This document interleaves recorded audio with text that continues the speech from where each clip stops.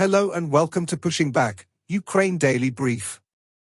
As the war enters its 1134th day, these are the main developments from the past 24 hours. The update from the General Staff of the Armed Forces of Ukraine. Russia has lost approximately 919,570 troops in Ukraine since the beginning of the war. The number includes 1,390 casualties over the past day.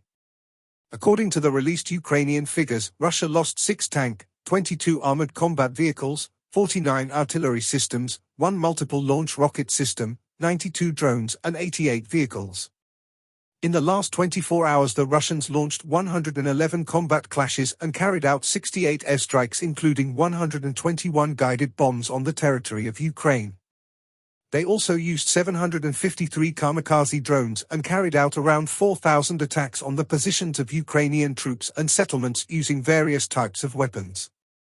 In its latest intelligence update, the UK's Ministry of Defence reports President Vladimir Putin has signed a decree conscripting 160,000 men into Russia's military, the largest spring draft since 2011.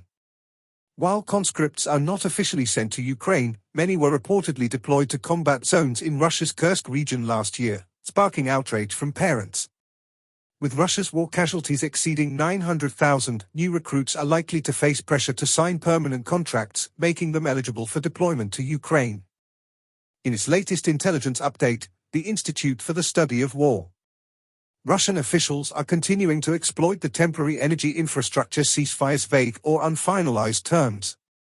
U.S. officials reportedly continue to acknowledge Russian President Vladimir Putin's unwillingness to commit to a general ceasefire in Ukraine. CEO of the Russian Direct Investment Fund Kirill Dmitriev will reportedly meet with U.S. Special Envoy for the Middle East Steve Witkoff in Washington, D.C. on April 2. The Russian military command reportedly began reorganizing the motorized rifle brigades of the 51st and 3rd Combined Arms Armies such that each army would have 3 rifle divisions or motorized rifle divisions, likely in an effort to improve the Combined Arms Army's administrative structure, especially over larger numbers of unmechanized riflemen. The Ukrainian General Staff reported on April 1 that Russian forces in Ukraine are continuing to use ammunition equipped with chemical agents prohibited under the Chemical Weapons Convention.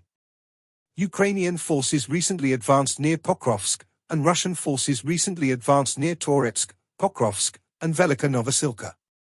Russian authorities continued efforts to solidify their control over the Russian information space and discourage critique of the Russian military's conduct of the war in Ukraine. In President Zelensky's nightly address, he spoke about 3 key areas. Firstly, Zelensky visited Chernihiv and Sumy, key regions bordering Russia, where communities endure relentless shelling. He announced additional funding to support these frontline areas, ensuring urgent needs are met.